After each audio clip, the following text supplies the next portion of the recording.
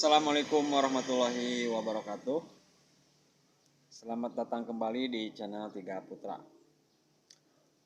Oke teman-teman, hari ini saya menunggu kedatangan beras ya dari supplier.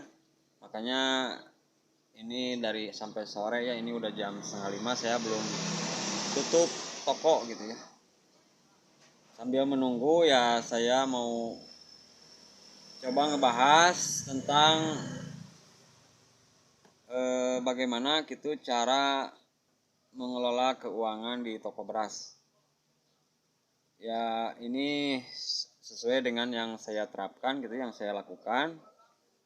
Ya mungkin bagi Anda para pengusaha beras atau bagi Anda yang baru membuka usaha toko beras, masih belum paham gitu ya tentang cara mengelola keuangan gitu ya, karena ini menjadi bagian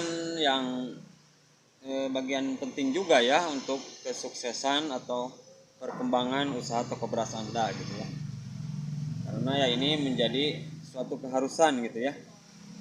Dan pasti setiap usaha juga ada berbagai macam cara gitu ya. Cara-cara untuk mengelola keuangan agar ya meskipun usaha kita masih kecil gitu ya, agar supaya nanti jika usaha kita mengalami perkembangan, kita sudah tidak pusing lagi, kita tinggal meneruskan. Ya bagi Anda yang mungkin perlu atau ya perlu dengan ulasan ini, ya silakan disimak. Semoga ini bermanfaat ya. Dan bila sebelumnya saya mohon maaf bila perkataannya masih kurang kurang jelas gitu ya. Maklumlah gitu ya, masih pemula juga gitu ya. Oke ya teman-teman, silakan disimak, semoga ini bermanfaat.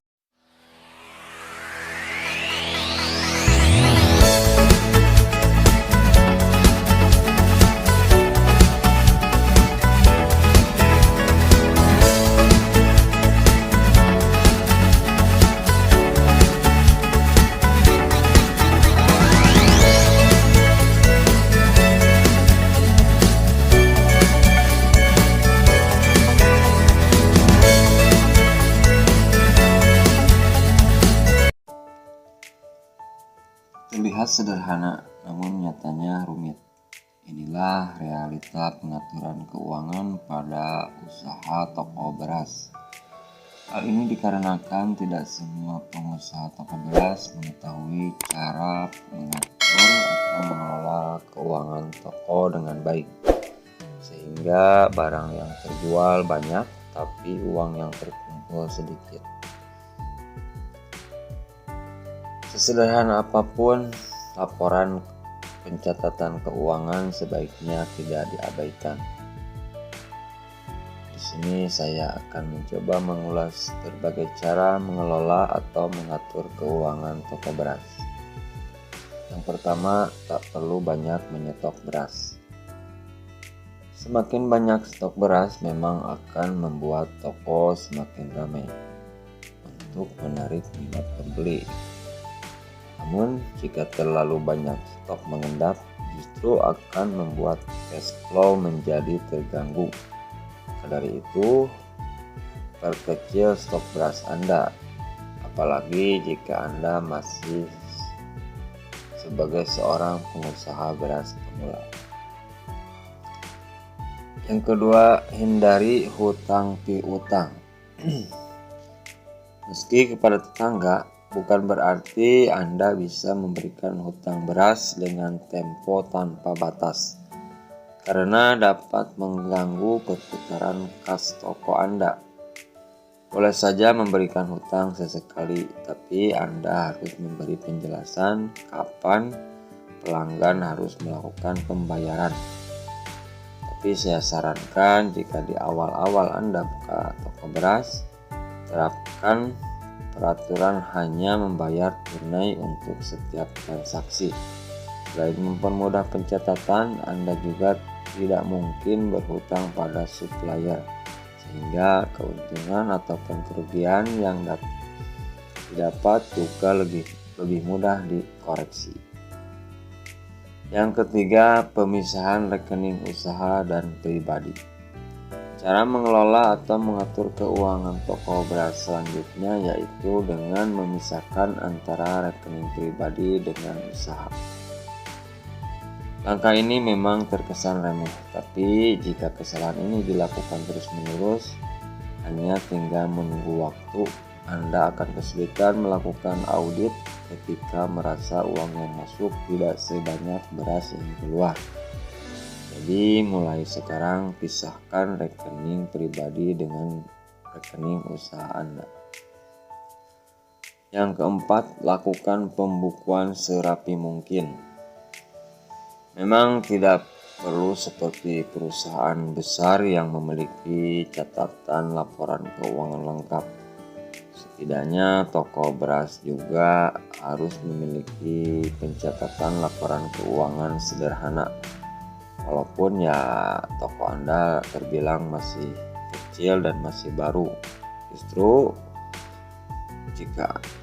walaupun Anda masih kecil, jika nanti usaha Anda berkembang, Anda tidak perlu lagi repot dengan hal pencatatan untuk mengelola keuangan Anda.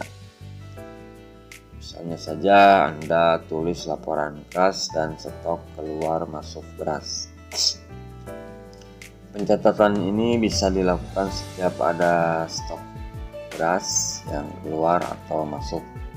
Namun jika itu terlalu merepotkan, Anda bisa mencatatnya setiap toko selesai beroperasi. Lalu evaluasi secara berkala, bisa 1 minggu sekali atau 1 bulan sekali. Cara ini bisa membantu melihat laporan secara real time. Anda bisa membeli buku kas toko dan alat tulis untuk melakukan secara manual. Yang kelima, alokasikan keuntungan. Sebagai pemilik, Anda berhak mengambil semua keuntungan toko beras Anda untuk keperluan pribadi. Namun ternyata cara itu kurang bijak, karena Anda juga harus mengalokasikan sebagian keuntungan untuk tambahan modal. Lalu bagaimana cara mengalokasikan keuntungan secara adil? Tentu saja Anda bisa mengalokasikan 30% untuk tambahan modal, 10% untuk membayar hutang usaha Anda, 10% untuk kegiatan amal, 20% untuk tabungan, dan 30% sisanya untuk kepentingan pribadi. Dari persentase tersebut, Anda hanya boleh menggunakan 30% saja untuk kepentingan pribadi. Itu sudah termasuk untuk kepentingan amal, zakat, dan sejenisnya. Ya, tapi jika ingin mengalokasikan dana amal sendiri, boleh saja, sesuaikan saja dengan kebutuhan, asal tidak jauh-jauh dari komponen alokasi tersebut. Yang keenam, menggaji diri sendiri. Posisikan diri Anda sebagai seorang karyawan. Tidak ada salahnya mengeluarkan sedikit keuntungan untuk menggaji diri sendiri, di luar alokasi untuk keperluan pribadi. Namun ini bisa Anda lakukan jika keuntungan yang didapat dari toko telah stabil. Jika masih belum stabil atau tidak ada alokasi untuk menggaji diri sendiri juga tidak masalah, apalagi saat masih merintis. Kestabilan toko lebih penting dibandingkan sekedar memberi gaji untuk diri sendiri. Yang ketujuh, sebisa mungkin hindari hutang usaha. Ada kalanya beberapa bank atau jasa pembiayaan lainnya datang menawarkan pinjaman tambahan modal saat usaha Anda mulai berkembang. Ini memang solusi terbaik bagi Anda yang kekurangan modal. Tapi jika masih ada jalan lain, sebaiknya hindari hutang usaha. Selain minim risiko, cara mengatur atau mengelola keuangan toko seperti ini juga akan memaksimalkan keuntungan yang didapat. Selalu usahakan menyisihkan keuntungan untuk menambah modal. Tambahkan pula cadangan kerugian piutang untuk mengantisipasi jika ada piutang yang tidak terbayar. Nah, itulah beberapa cara mengelola atau mengatur keuangan toko beras menurut versi saya, atau apa yang seperti saya kerjakan. Semoga ini bermanfaat untuk Anda para pengusaha toko beras pemula. Terima kasih atas perhatiannya. Mohon maaf atas kekurangannya. Assalamualaikum warahmatullahi wabarakatuh.